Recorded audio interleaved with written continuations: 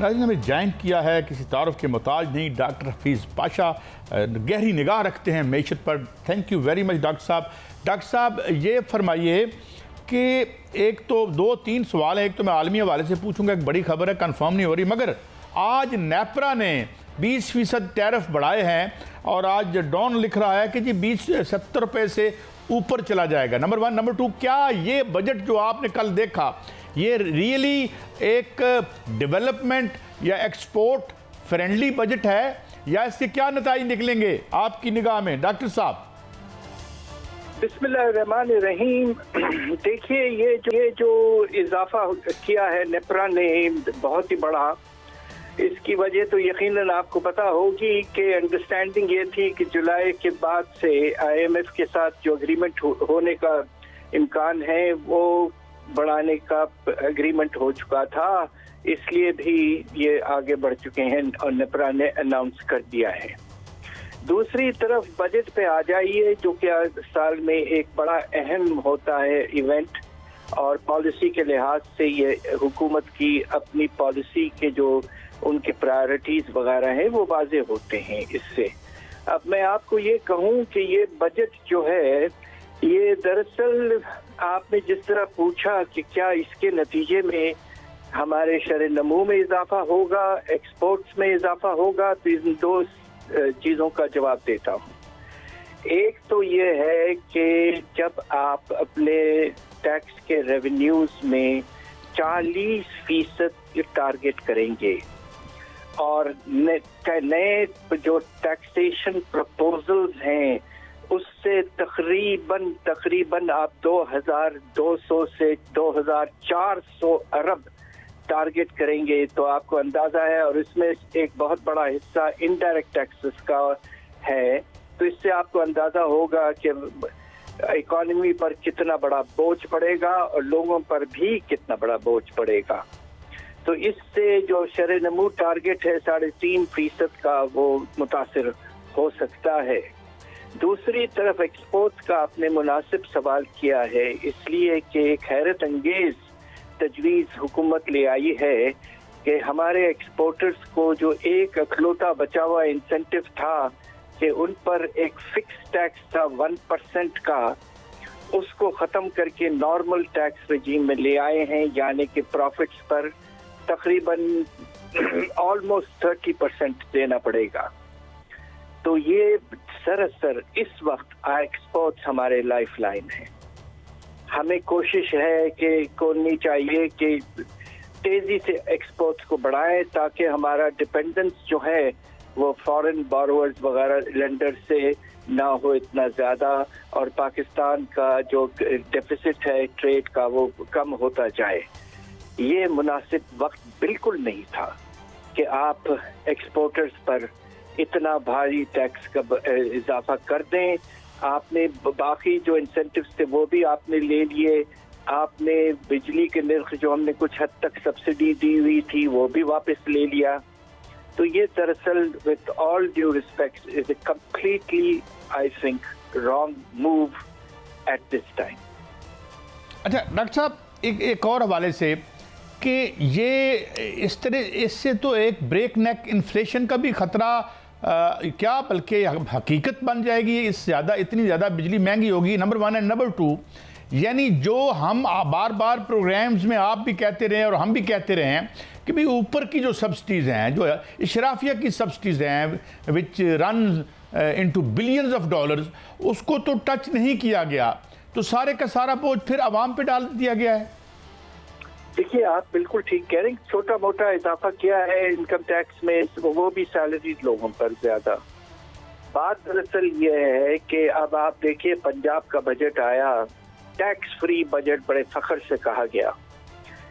آپ کو حیرت ہوگی سن کر کہ ایگریکلچرل انکم ٹیکس میں جو ٹارگٹ رکھا گیا ہے پنجاب، جہاں سب سے بڑا ہمارا زرعی شعبہ ہے، حیرت انگیز ٹارگٹ ہے 3.9 ارب، یعنی کہ 4 ارب سے بھی کم.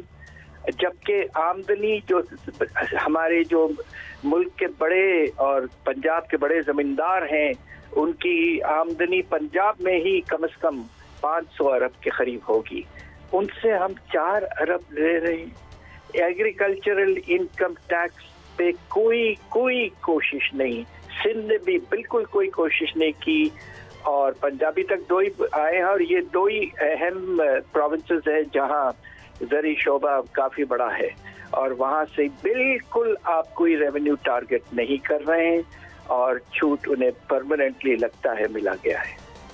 اچھا ڈاکٹر صاحب یہ فرمائیے کہ یہ اگر پیسے اب ہمیں ظاہر ہے یہ ہم نے IMF کے لیے یہ میجرز جو کی ہیں، تو جو پیسہ آئے گا وہ پیسہ کیا کافی ہوگا ہماری انٹرسٹ سرونگ؟ اب تو سروسنگ ہے نا، یعنی اس میں کوئی پرنسپل تو شاید ہم پے بیک کرنے کے اہل ہیں یا نہیں، but will this money be enough to keep us afloat جو اب ہمیں انٹرنیشنل ڈونرز دیں گے؟ دیکھیے بات یہ ہے کہ اس وقت جو انہوں نے ٹارگٹ کیا ہے بجٹ میں، وہ یہ کہہ رہے ہیں کہ انشاءاللہ ہم جو ہے جب بجٹ میں جو خسارہ آئے گا اس کا ایک حصہ ہم باہر کے بوروئنگ سے پورا کر لیں گے، تقریباً 700 ارب کے لگ بھگ۔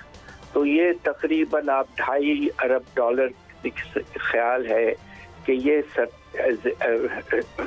واپسی ہم جو ری پیمنٹ کر رہے ہیں اس سے زیادہ انفلو ہوگا اور وہ بجٹ میں چلا جائے گا۔ مگر اس وقت آپ دیکھیے کہ اس سال ہمارا جو ٹارگٹ تھا $17 ارب کے انفلوز کا، بہت کم پیسہ آیا ہے۔ IMF پروگرام ہونے کے باوجود سٹینڈ بائی فیسلٹی تو تقریباً پورے سال رہا تھا۔ پاکستان کو باہر سے جو خاص طور پہ بینک ہیں اور بانڈ جو خریدتے ہیں، انہوں نے پاکستان سے بالکل اپنے ہاتھ کو ہٹا لیے ہیں، اور اب مشکلات بہت ہو رہے ہیں۔ ایک وقت ایسا تھا کہ چائنا سے ہم جو سی پیک وغیرہ کے پیسے آیا کرتے تھے اس سے بھی ہماری فائنینشیل وائبلٹی چل رہی تھی، وہ پیسہ بھی بالکل ختم ہو چکا ہے۔ تو اس لیے حالات بہت سنگین ہیں، اور یہ جو ازمپشن ہے کہ نیٹ $2.5 بلین کے قریب آ جائے گا، یہ بہت ہی زیادہ آپٹمسٹک ازمپشن ہے۔ ڈاکٹر صاحب یہ فرمائیے کہ گورنمنٹ تو کہہ رہی ہے کہ 45 لاکھ کے قریب نوجوان بے روزگار ہیں۔ ایک طرف ہمیں یہ بجٹ سیشن میں ایک اور اکانومسٹ آئے ہوئے تھے، وہ کہہ رہے تھے کہ ہر سال 30 لاکھ لوگ جاب مارکیٹ میں انٹر ہو رہے ہیں۔ تو اپروکسیمیٹلی کتنے لوگ ہیں جو جاب لیس ہیں، اور اس تمام انوائرمنٹ میں کیا لوگوں کو جاب ملے گی یا مزید یہ انفلکس جو ہے بے روزگاروں کا روزگار کی منڈی میں اور بڑھے گا؟ دیکھیے اس وقت ہمارا ایسٹیمیٹ یہ ہے، اور ہم بڑے سیریسلی کام کرتے ہیں، ریسرچ کرتے ہیں، کہ پاکستان میں بے روزگاری کا جو لیول ہے وہ بہت اوپر جا چکا ہے۔ اس وقت تقریباً 10.5 سے 11% ہے، اور ہمارے ہاں جو ورکرز کی تعداد ہے وہ 8 کروڑ ہے۔ تو یعنی کہ اس وقت پاکستان میں 80 لاکھ سے بھی زیادہ ہمارے ورکرز بالکل بے روزگار ہیں، اور بہت سے ایسے ہیں جو بیچارے بہت ہی کم چھوٹا موٹا کام کر رہے ہیں دہاڑی پر، اور ان کی آمدنی کوئی خاص نہیں ہے۔ دوسری طرف آپ آ جائیے نوجوانوں پر۔ ہمارا ایسٹیمیٹ یہ ہے کہ پاکستان میں جو ایک لحاظ سے بیکار نوجوان جو ہیں، جو کچھ نہیں کر رہے ہیں، جسے ہم کہتے ہیں آئیڈل یوتھ، ان کا پیمانہ بہت بڑھ گیا ہے پچھلے 3-4 سال میں۔ اور آج ہمارا اندازہ یہ ہے کہ 2 کروڑ سے زیادہ نوجوان بیکار بیچارے بیٹھے ہوئے ہیں۔ مائی لاسٹ کوسچن ڈاکٹر صاحب، یہ میں کل سے ایک خبر دیکھ رہا ہوں جسے انٹرنیشنل میڈیا بلیک آؤٹ کر رہا ہے، مگر انڈین آؤٹ لک اور بڑے آؤٹ لیٹس جو ہیں وہ دے رہے ہیں، اور وہ یہ ہے کہ جو پیٹرو ڈالر ڈیل تھی 80 سال بعد ایکسپائر ہوئی، اس کو سعودی عربیہ دوبارہ سے رینیو نہیں کر رہا۔ آپ کی اطلاع میں ہے کوئی ایسی خبر؟ اور اگر ہے تو اس کا امپیکٹ کیا ہوگا ورلڈ اکانومی پر اور ہم پر؟ میں اس کے بارے میں کچھ کہہ نہیں سکتا، I'm sorry۔ Okay sir, thank you very مچ، آپ کے وقت کا بہت شکریہ